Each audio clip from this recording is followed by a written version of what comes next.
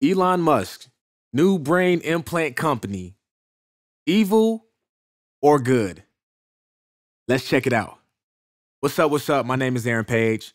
I am a Christian rapper slash Christian commentary person or whatever you may call it. We're about to go ahead and check out Elon Musk's new implant company that is implanting things into people's heads. And we're going to see what this is about, and we're going to do some commentary on it. So let's get it. Elon Musk's brain implant company Neuralink is the billionaire entrepreneur's venture into an experimental medical industry known as brain-computer interface, or BCI. And in the 6 years since Neuralink was founded, there has been massive progress generated in the field of BCI. Some of that coming from Neuralink themselves, with their work implanting devices into pigs and monkeys, including one now infamous monkey who can play Pong using nothing but his thoughts thanks to the digital telepathy enabled by BCI technology. And now, the next generation of brain-computer interface is going to human trials for the first time in the United States. That's just insane. Okay, I want to put that out there. Freaking monkey playing ping pong with this. What? Why does a monkey? First of all, why does a monkey need to be doing that for? What does that do for a monkey?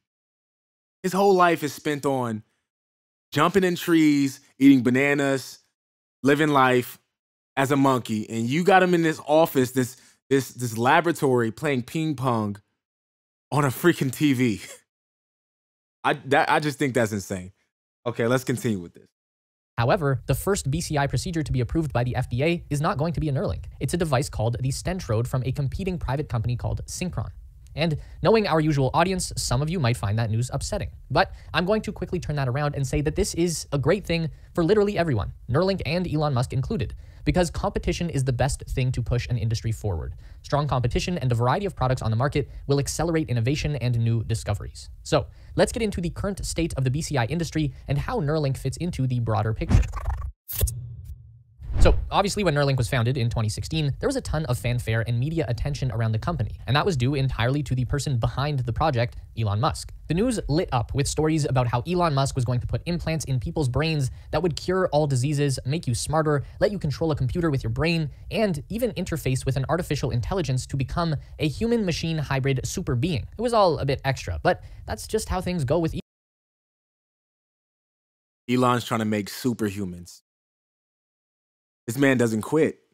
That alone just, it scares me because I don't want anyone putting anything in my brain that isn't supposed to be there, or anything that's going to be like a continuation of technology into my brain. I don't want them to be able to scan my brain and be able to see my brain waves at any time of the day. It's just, that is just so uncertain. It's uncertain and it's upsetting, and it just, I don't know, man. I'm not really sitting right with like him being able to like allow you to control devices from your head just by thinking it. That's just weird. Why do we have to go this far into technology? Why can't we just stay within the realms that we're at and continue to make things that are not attached to our bodies? Like, we already got the things that you can, the VRs and all that. Like, it's just insane. Why do we have to continue to go on and on? Like, how far are we going to push this until we're like fully robots? You know what I mean? Just kind of crazy. It's upsetting. Elon. He doesn't have a filter. He just says all the wild, fantastical things that are in his brain, and the media reports it. So Elon Musk did not invent the brain-computer interface. It's been around for a surprisingly long time. The only problem is that between the year 2016 and the mid-90s, there's been virtually zero progress made at improving the methodology and implementation of BCI. So that's where Neuralink comes in. It's a modern approach to an existing technology, doing the exact same thing that Tesla did for the automotive industry. They didn't invent the electric car, but they did package that technology into a product that worked exceptionally well and solved a problem that was inherent with the previous design.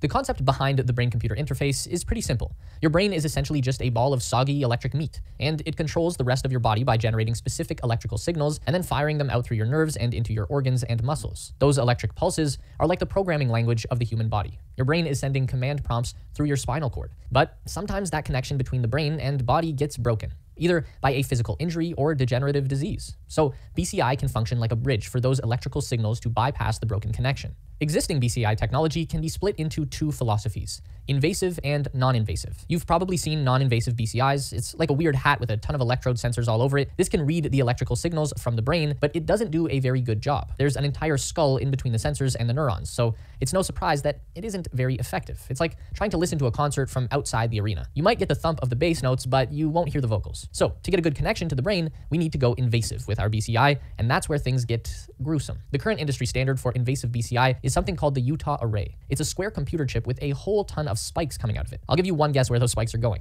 Yeah, into the brain. So what they do is cut out a chunk of your skull, spike the Utah array into the outer layer of your brain, and then attach a miniature computing device directly onto the top of your head that connects to the array on one end and has a giant wire coming out the other end. Typically, they will have to do this twice, so you'd have two spikes in the brain and two computer boxes with wires coming out the top of your head. It's brutal, but very effective. The spikes can quickly and easily read the electrical signals from the cortex region of the brain, which are then read by the computer and translated into computer code. And that process allows a person with the brain implant to control an electronic device with their brain. They can control a robotic limb like it was their own arm, or control a computer to move a mouse or type on a keyboard. The downside to this method is that it is limited to use only in medical research environments. People can't go about their lives with all of this stuff coming out of their heads. They can't even maintain this in their own homes. Exactly. And that's my point exactly. Like, how are you gonna live life with this like ability to just move electronics with your brain? That's kind of weird. You know what I mean? And I get it. Like, I feel for people that like have these disabilities, but it's like, bro, like how far are we like planning on taking this thing? You know what I mean? Like that's just crazy. Like, oh my God. And then you gotta have like, what if it malfunctions? We all know that technology doesn't work 100% well all the time. What if it malfunctions? Then what? What are you gonna do then? Like, what if this thing sends off like, I don't know, a freaking bad frequency in your head and it fries a piece of your brain? Like, I have no idea. Like, it's electronics. We don't know how far this thing can go, but people are willing to take things to the next level to get what they want. You know, just like putting the chip. Like, there's already people out right now with the chip in their hands or arm or wherever they place it. That chip like can read. It acts like a bank card, and it has your social and all that stuff on it, and it can read like how much money you have in your account. You can like pay bills with the chip. Like it's just unnecessary. Why do we need all that? Why? I don't get it. Just use the card. We have a chip on the card. I'm fine with the chip on the card. I don't want to be able to just like walk up and scan my arm and be able to get into the gym. Like, that's just weird and freaky. It's like something out of a movie, but sheesh. All right, let's continue on with this. Also, because the Utah array is just a bunch of tiny nails in the surface of your brain, the body is going to want to reject that foreign object. It's going to get inflamed and form scar tissue around the puncture that will eventually render the device useless. So now we enter the next generation of BCI technology, currently being led by startup companies like Neuralink and Synchron. Like we said off the top, Synchron is the first to reach full human trials. They initially began testing in Australia with a group of 4 patients receiving their BCI implant. Apparently, Australia has looser regulations about what you can put into people's brains. And just last year, Synchron was given the go-ahead by the FDA to commence human testing in the United States. The first US patient just received their stentrode implant and will be the first of 6 people involved in a $10 million study funded by the National Institutes of Health. To understand why Synchron crossed the threshold before Neuralink, we can look at the design of their implant. The stentrode is named after a common medical device called a stent. This is just a long, thin, flexible tube that doctors can insert into a patient's blood vessel. Stents are used all the time for a number of procedures, mostly involving the heart. If you have a blocked or narrowed artery, the doctor will insert a stent tube to hold it open for you so that blood can flow and you don't have a heart attack. So the stentrode is actually what it sounds like, a stent combined with a cluster of electrodes. The Synchron procedure is to insert the stent with a catheter into the patient's jugular vein and run it all the way up into a blood vessel that is nestled within the motor cortex of the brain. When they pull back the catheter tube, the hollow wire mesh of the stentrode will expand out and interface with the walls of the blood vessel. And the wire at the other end of the stentrode is connected into a very small computer device that is implanted inside the patient's chest cavity. If this sounds at all familiar, that's just because this is virtually the exact same procedure as implanting a pacemaker. They're just running the wire into the brain instead of into the heart. The implanted computer device will then connect with the rest of the system via Bluetooth, either paired to a computer or even just a smartphone. The beauty of the Synchron procedure is that there will be nothing. Let's rewind that real quick. I want to read what that says.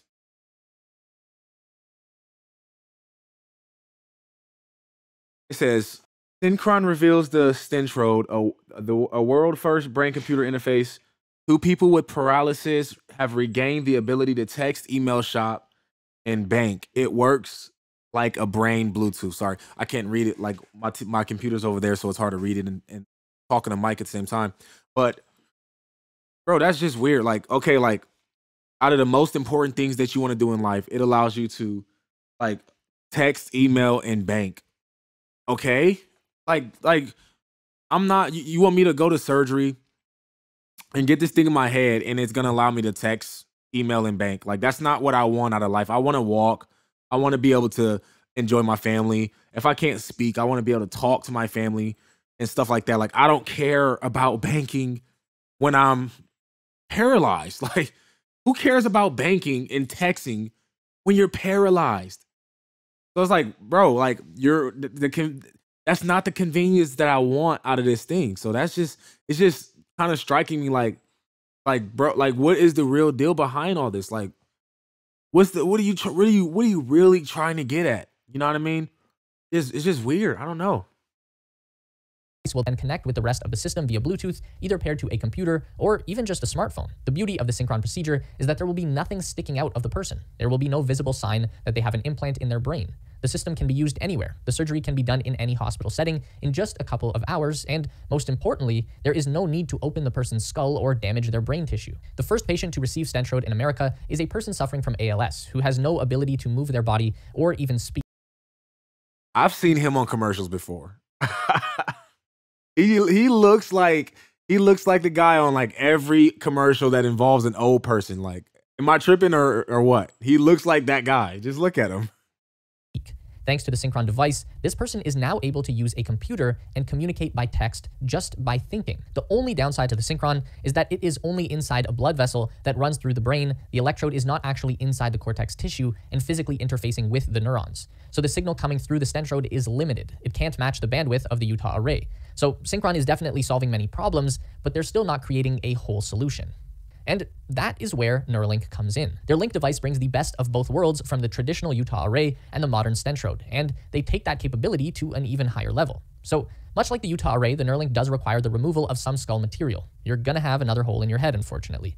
But then instead of just spiking a tiny bed of nails into the brain, Neuralink uses a robotic sewing machine to carefully and accurately insert incredibly fine and flexible electrode wires into the outer cortex layer. They just go in a couple of millimeters. And this way, the robot can place the electrode directly into the neuron that they want to read, going straight to the source, maximum bandwidth. And each Link device will have about 1,000 of these tiny wires. So there is an absolutely massive amount of signal coming out of the brain. And then the computer device that's attached to the electrode wires is so small that it can fit perfectly inside the new hollow void of your skull and sit flush with the bone. That way, they can just fold the skin back over and sew you up. Once the hair grows back in, there would be no visible sign that you have a computer in your skull that's hardwired into your brain. The same as the Stentrode, the Link device would pair via Bluetooth with a computer or smartphone that would read the signals created in the brain and translate them into computer commands. So, while the Stentrode uses a very familiar and well-tested medical procedure to handle the implanting of the electrodes, Neuralink is proposing an entirely unprecedented kind of robotic brain surgery. No one's ever had a robotic sewing machine stitch wires into a human brain before, and that likely means that Neuralink is going to need to present a very thorough and well-tested proposal to the FDA in order to gain their approval for human testing. We know that Neuralink are doing their current device testing in pigs and monkeys. We also know that this hasn't always ended well for the monkey.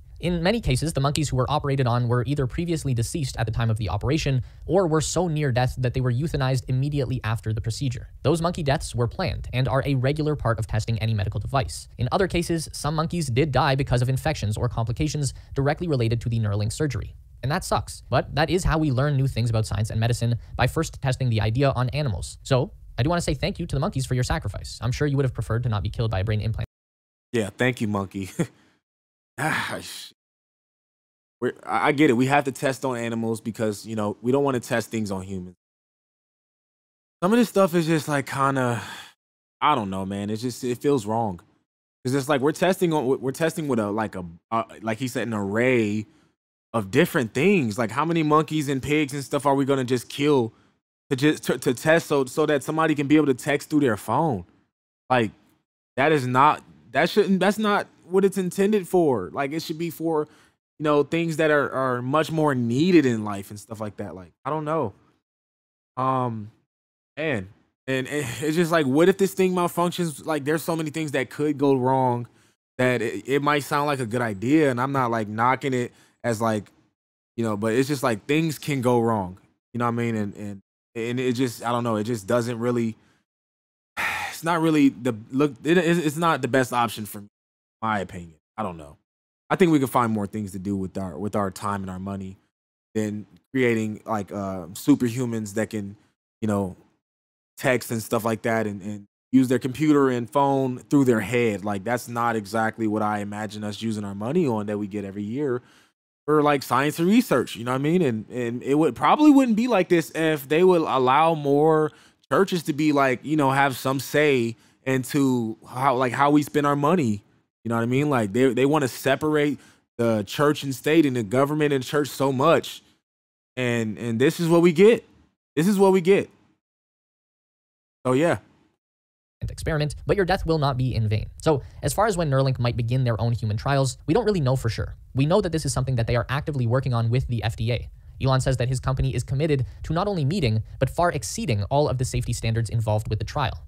When asked, Elon said that he expects human Neuralink trials by the end of this year. He also said the same thing last year, but he's saying it again this year. He has to be right eventually, right? Like a broken clock kind of situation. Okay. Yeah, so I mean, it sounds like a good idea, and I want to see where this thing can take off with, but I can't say that I'm not afraid of what's gonna happen. And I pray that whoever gets this thing, that it doesn't malfunction or they don't use it for like, you know, some type of like vanity option. Like hopefully they're not using it to like be able to read people's brains and control people through this device. You know, like subtly control someone through this device. We don't know. We know what we do know is that the government hasn't always been upfront with us about everything that they've done. And yeah, I don't think that they have Christian values. So I don't see them just playing by the rules when it comes to putting this kind of stuff in people's heads. Just kind of weird. But yeah, hopefully this thing does help some people, and hopefully, you know, it helps if they can't walk or talk or something like that. Hopefully it helps them be able to do those kind of things. But sheesh. I probably won't be the one to get this thing in my head. I'll say that for sure. I don't. Yeah, no, not happening. Got to find another way for me. Tell me what you think about the video. Tell me how you feel. Go ahead and comment, like, and subscribe. And I appreciate you watching the video. And I'm gonna start doing more videos like this soon. Actually, not soon. I'm gonna start doing more videos like this because I always have things to say about certain topics, especially Christian topics. But I don't necessarily ever like try to do this. But I'm gonna go ahead and do this and hopefully be able to add some value into things that are going on and help people understand. And appreciate you watching the video. I'm out.